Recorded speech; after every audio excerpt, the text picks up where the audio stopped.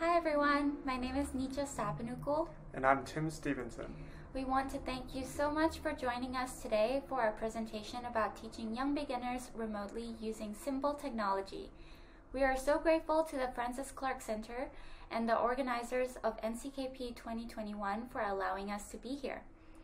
It has been over a year since music teachers around the world were forced to adjust to the new normal of remote instructions. And during that year, we have all learned a lot about how music instruction translates to a virtual world. We have all struggled with bad internet, lag time, unreliable connections, and patchy, inconsistent sound, as I'm sure you can all relate to. But hopefully, we have also made many new discoveries about the uniqueness of remote instructions and how effective and inclusive it can be. Between the two of us, our experience teaching online since March 2020 includes 3 semesters of undergraduate group piano class, 1 semester of elementary school group class, and over 60 private students. Out of these private students, we have started 17 beginners online that were 6 years old or under. Many of our colleagues are wary of starting young beginners online, as were we about a year ago. However, we found that there are actually several advantages to starting beginners online, and many of your in-person strategies can translate effectively with just a bit of technology and a lot of creativity. While we cannot know how long virtual teaching will be the primary mode of instruction, one thing is for sure, it's here to stay. And we hope that we can offer some helpful ideas about how to utilize simple technology and creative approaches to engage young beginners in a virtual setting. We will divide today's presentation into 2 parts. In the first part, we will talk about how to develop a constructive attitude towards remote instruction, discussing some pros and cons and expectations. We are hoping that we might even convince you that starting young beginners virtually may potentially be preferable. In the second section, we will dive into specific technology that we use and think is essential to delivering a successful online lesson to young beginners. We will go through details regarding hardware, programs, applications, and websites that we use on a regular basis, demonstrating how they can be effectively used during a lesson.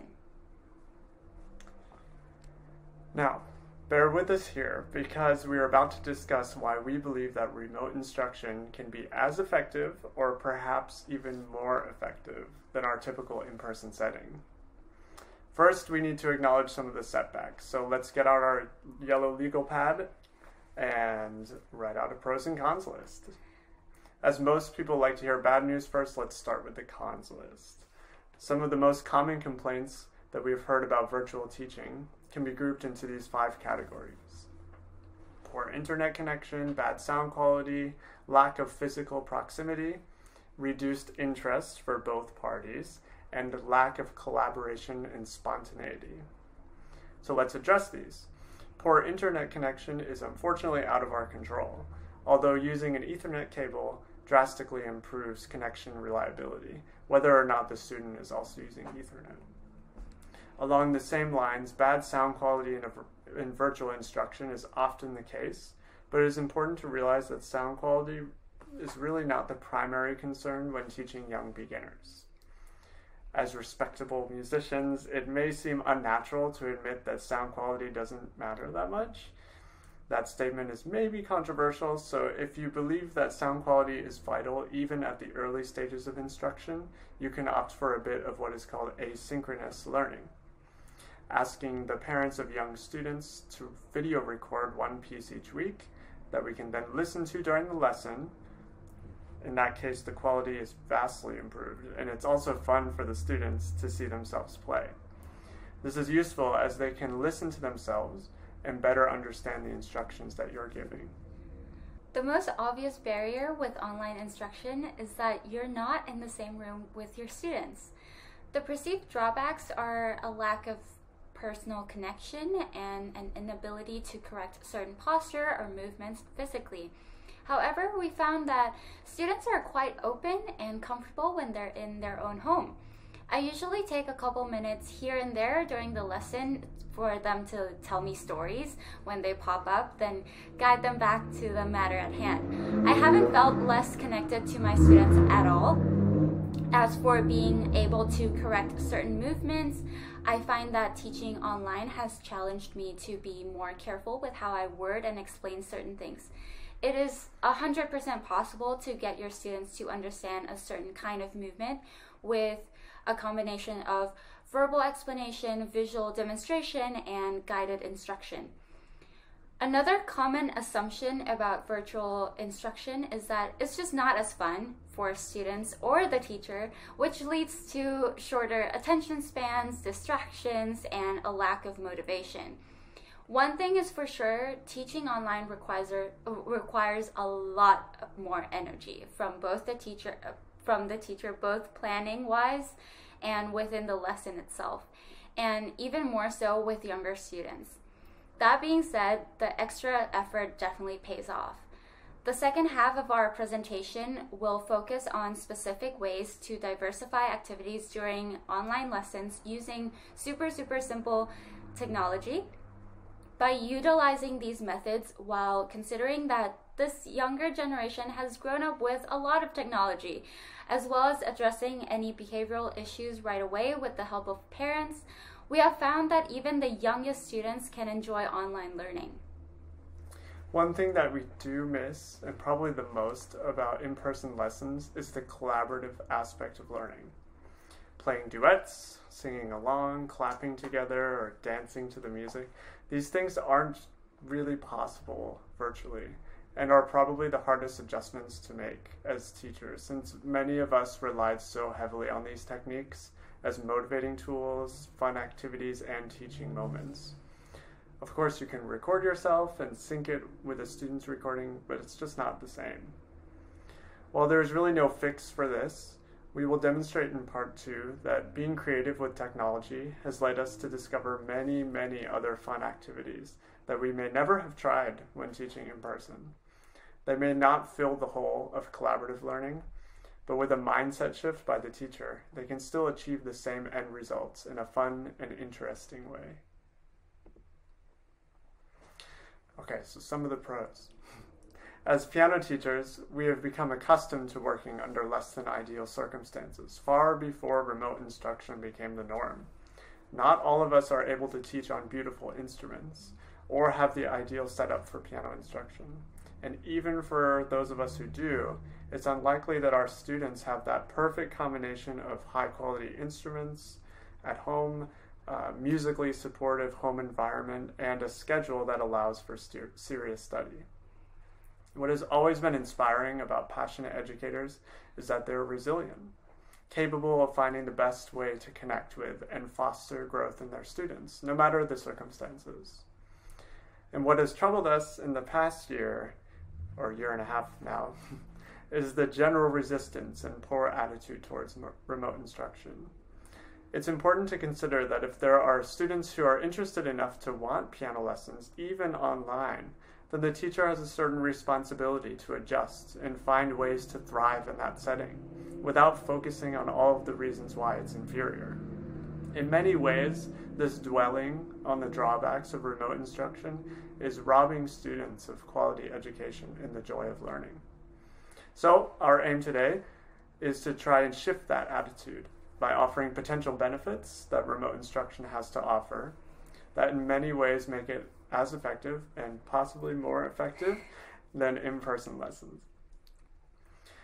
Through online lessons, students can learn several crucial developmental skills, such as self-regulation, attention to detail, and attention management.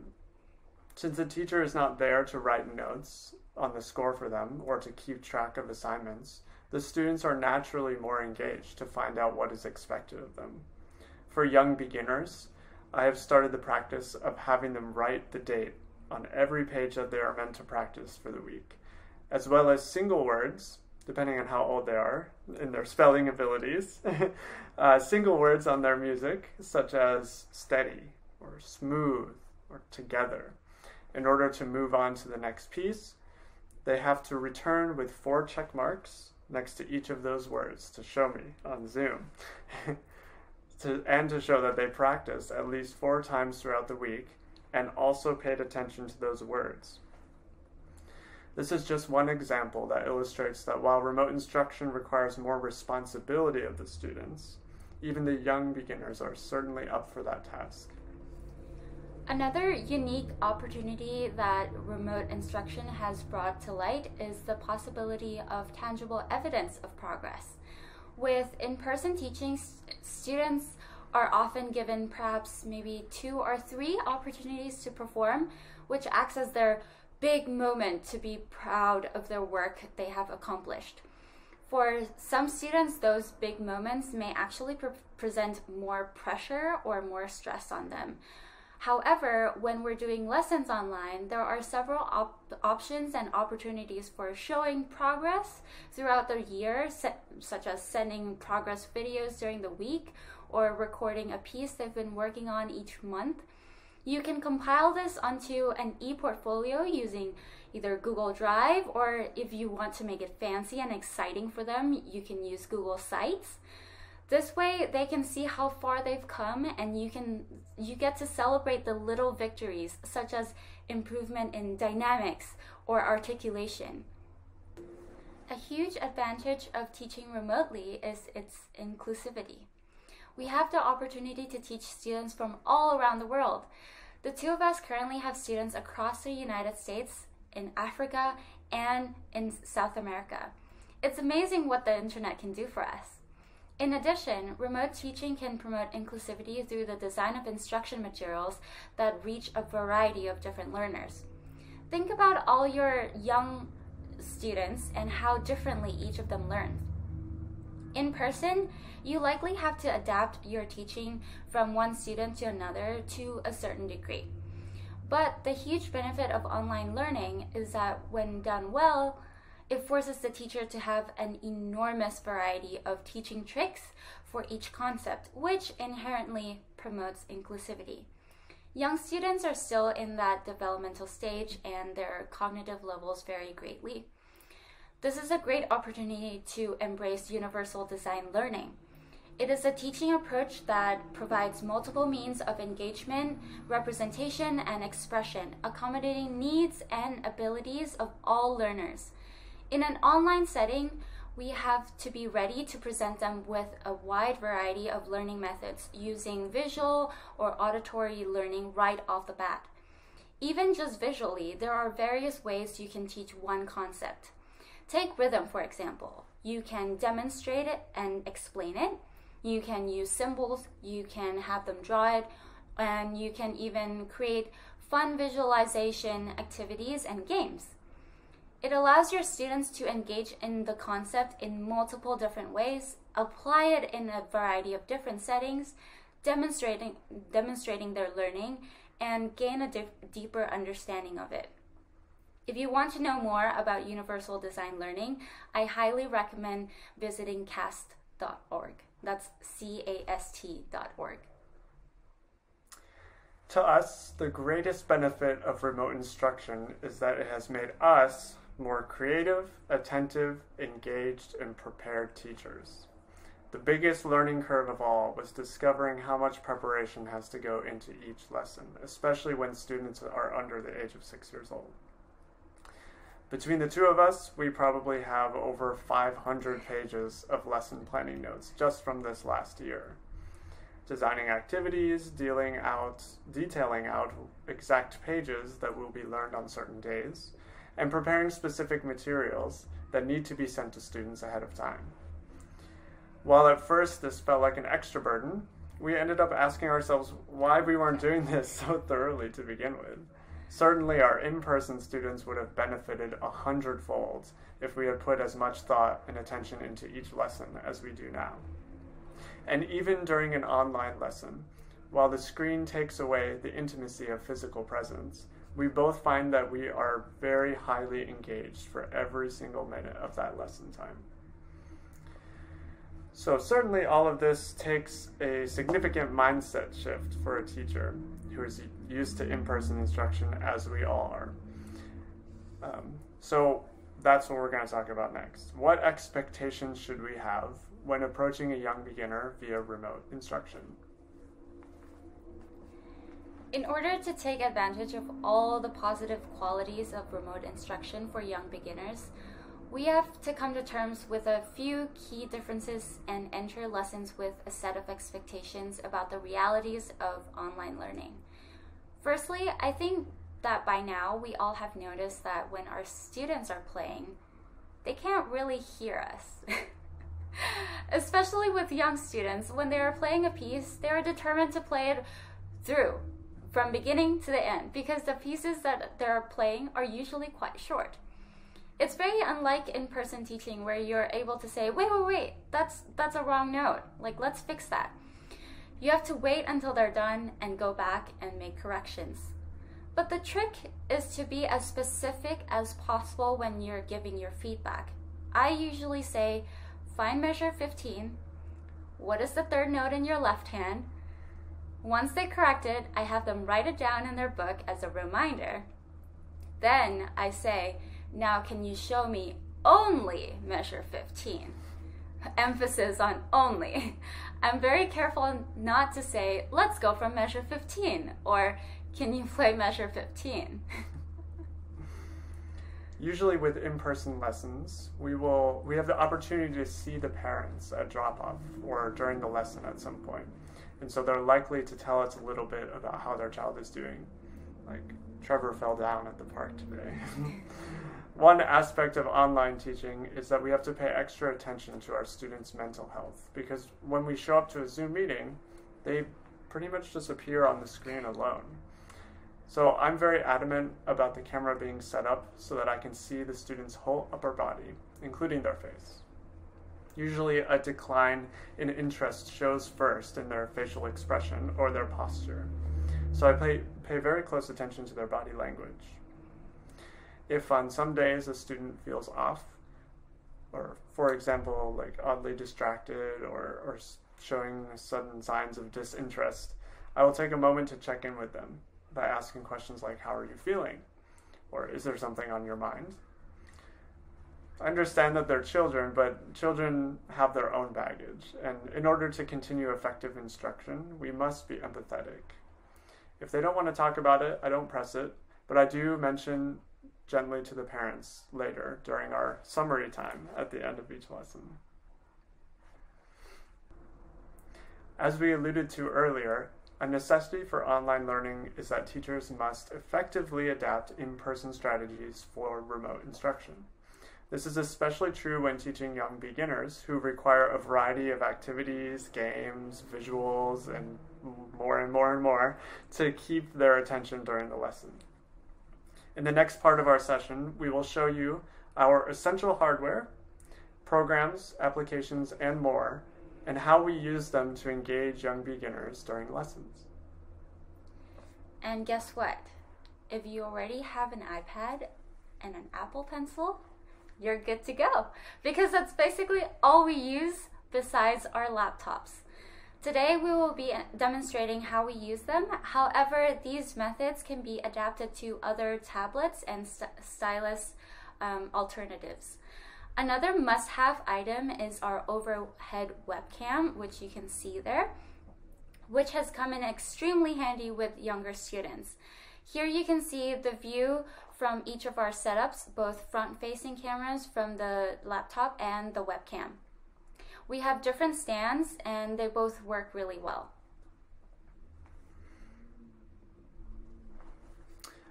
As many of you might have already guessed, the main program we use for teaching is Zoom. Now, we understand that some may prefer other platforms. However, for us, Zoom is the most reliable. And also has a diverse selection of tools that we can use, such as screen sharing from another device, as well as the annotation tool. The number one most essential tool on our iPad is called GoodNotes. Now, if you haven't heard of GoodNotes, it's an application where you can create notebooks and folders, you can scan documents, and you can organize your students' folders neatly. It is the best $8 that we've ever spent, but of course there are alternatives like the free application Evernote. Now, For the next part, we are going to head over to Zoom and show you some creative ways that we use GoodNotes and our iPads to construct a fun, engaging, and effective learning online environment for our young beginners. Let's go.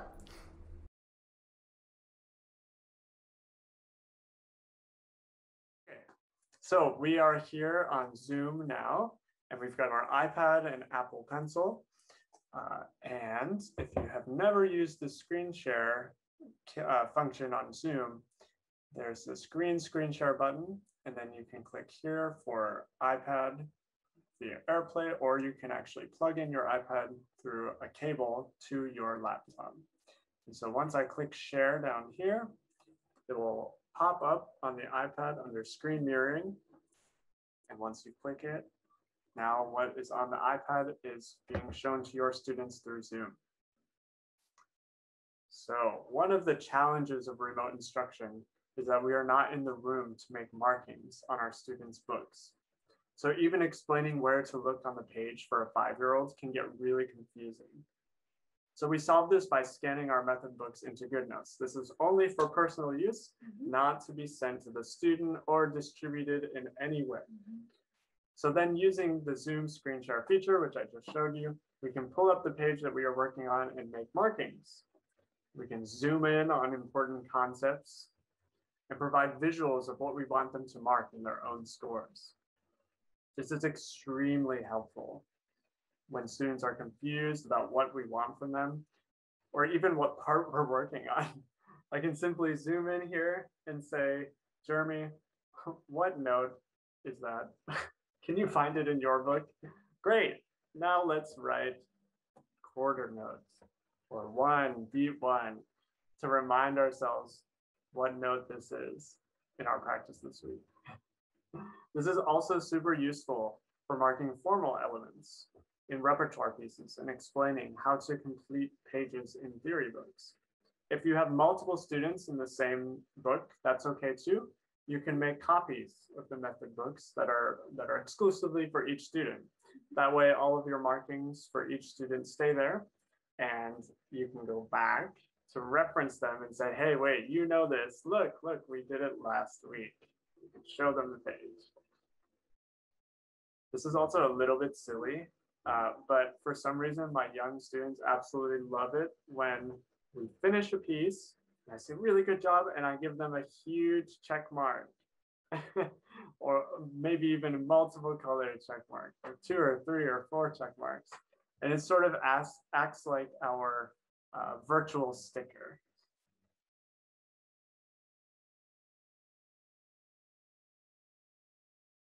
Another challenge we run into involves teaching rhythm to young students, specifically switching from counting individual notes to counting within a time signature. So starting with understanding the concept of where the beats go, I love using GoodNotes for this. You can write out the general beats and ask where the beats will go. Does it go here? Does it go here? Or does it go here? And you can do this for all the beats so that they understand, so that they understand where the beats go. And now it's no longer 1, 1, 1, 1, but it's now 1, 2, 3, 4. It's a simple yet really effective exercise. If they get confused counting, it's always really helpful to count an empty measure beforehand, just like this. Anything that kids can see while you explain it to them will allow them to better understand the concept. You can also guide them on how to write the beats onto their own score correctly on their own. Yeah, and it's a lot easier to do that when they can see it on their screen.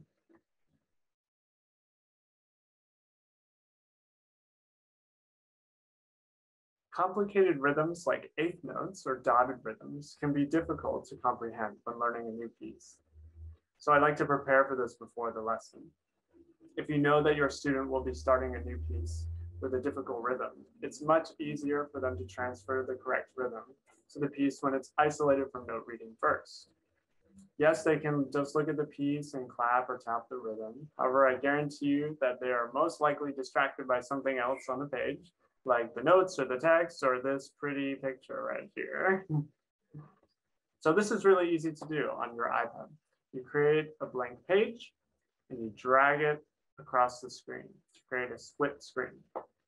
So once you have that, only copy down the rhythm of the difficult part of the piece. So in this case, probably the time. It can be 2 measures or 4 measures, even 1 measure. But after that, you're ready for your student to start their new piece.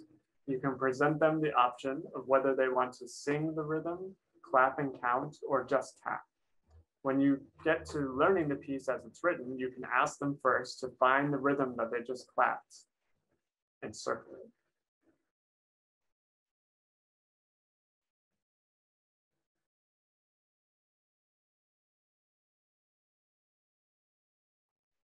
Flashcards can be a bit of a hassle when teaching online. You have to hold up the cards really steady, or the youngins will most likely say, I can't see. So I eliminate this problem by making digital flashcards, like this one right here. You can prepare this ahead of time or do it in the lesson. It's a great way for spontaneous note reading check-ins. It's also great for when, for some odd reason, they forgot how to read a note they've been playing for many, many lessons. You can quiz them on that note specifically, individually. F. E. It's E.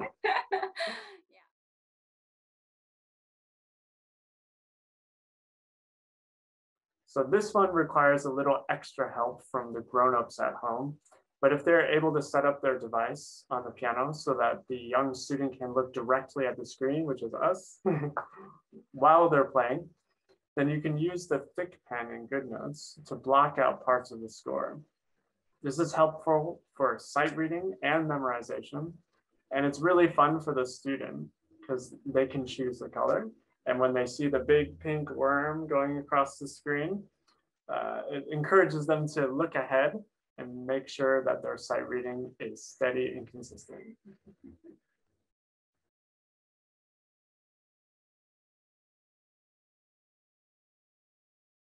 One of my favorite things about using GoodNotes when teaching online is being able to do worksheets with my students. My favorite one must be this 5-finger pattern worksheet that I created. Most method books introduce 5-finger patterns very sporadically, but my students always want to be able to play in different keys. I created this worksheet on PowerPoint and imported the PDF into GoodNotes. With this worksheet, I am able to go through whole steps and half steps patterns with them on the keyboard, and then I have them tell me where to write each of these notes, and then I get to send the worksheet home with them after the lesson. A really easy way to do some off the book activity is making interval flashcards like these. You can easily make this on GoodNotes. That's what I did, or make a more refined version on PowerPoint. The idea is that you choose a 5-finger pattern to start on, or if they haven't learned a 5-finger pattern yet, you can start on any key. And you will hold each note for 4 beats, and during beats 2, 3, and 4, you will give the instructions rhythmically. So let's say I choose this one. I will usually say, okay, so let's put your 3rd finger right hand on G sharp. What 5-finger pattern are we on? And then I say 1, 2, ready, play. G sharp, up a 3rd, down a 2nd, up, down a 2nd. Okay, so what note did you land on?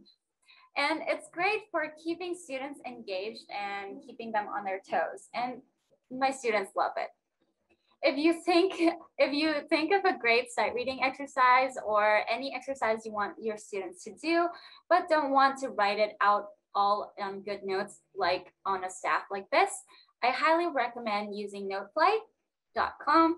It is a free notation website which allows you to write whatever music you want, just like Sibelius or Finale. And all you have to do, you don't even have to save it.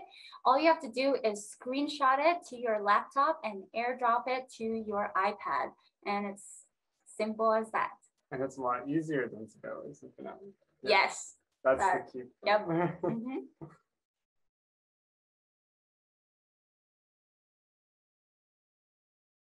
So GoodNotes has a ton of advantages for creative instruction, as we just kind of gave you an idea of. But it also has useful practical elements as well. All of the planning that goes into each lesson can be stored in one unifying place. A lesson notebook that lives in a folder with all of the methods, worksheets, and other materials that we use for each student. There are so many ways to organize it. We each organize it very differently too, but they both work very effectively. Also, as a method for helping students and their parents keep track of weekly assignments, we can create a mini assignment page like the one we see here. So this one has different boxes and some triangles to check off each time that the child practices. So the parents are also involved in the process. This is a great way to keep that connection with parents when we don't have as much or even sometimes any FaceTime with them. And just as a note, just to remind you, we're doing all this in real time. So you can see this iPad and it shows up on the screen on Zoom. Yep. A few other resources that we have found super helpful to diversify activities for young beginners during remote lessons comes in the form of website resources and mobile applications. Musictheory.net is a staple of my lessons with young beginners and can be used as soon as they start learning note names of each white key. Often I will begin lessons with a little quiz using the website by sharing my screen in lieu of flashcards. There are literally hundreds of different settings, so you can pick out exactly what you would like to quiz them on at the start of each lesson.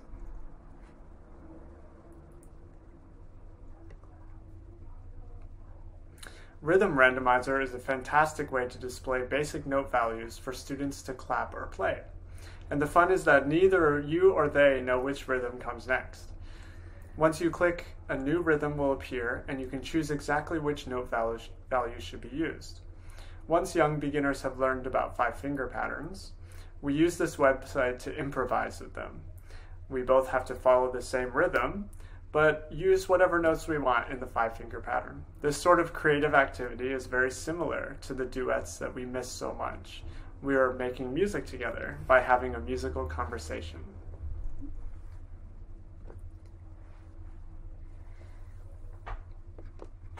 Decide Now is an incredibly fun game where you have control over exactly what the students need to do.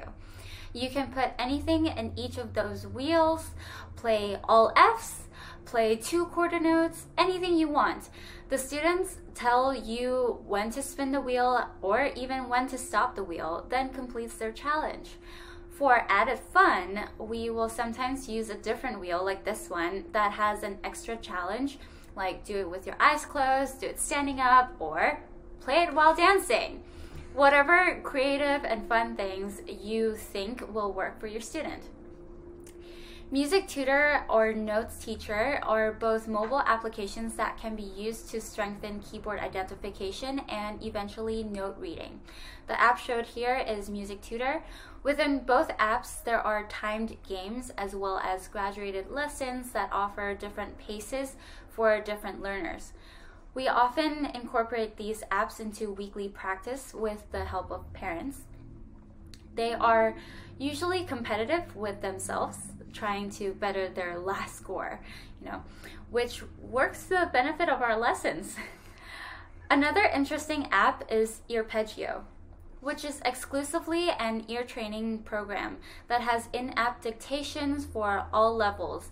You can pick which level is appropriate for individual students, and the exercises help train young ears to recognize basic intervals, rhythms, and even melodic contour in a dynamic and self-driven way.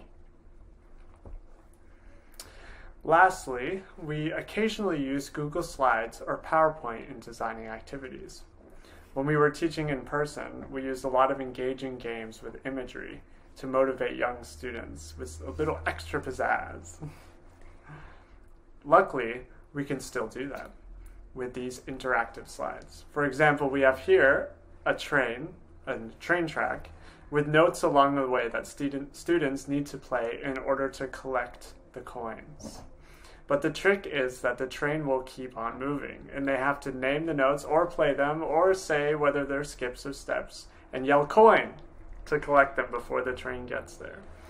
The possibilities are really endless, and with a little bit of planning, you can put together a really fun game for your young beginners. There goes the train, almost there. Oh, and you did it. So we wanted to wrap up by saying how grateful we are to be here at the 2021 NCKP Piano Conference, sharing some of our experiences and learning from our colleagues around the country. As a final quick word, we have a fun acronym for the characteristics of the successful online teacher. Positive mindset and attitude, highly well-prepared, enthusiastic, and willing to try new things. And with that, phew, we made it through another successful online lesson. Thank you so much for joining us, and please reach out to us if you have any thoughts or ideas about what we discussed today. We absolutely love hearing from our colleagues, and you can connect with us on social media or via the emails listed here. Have a great day and enjoy the rest of the conference. Bye.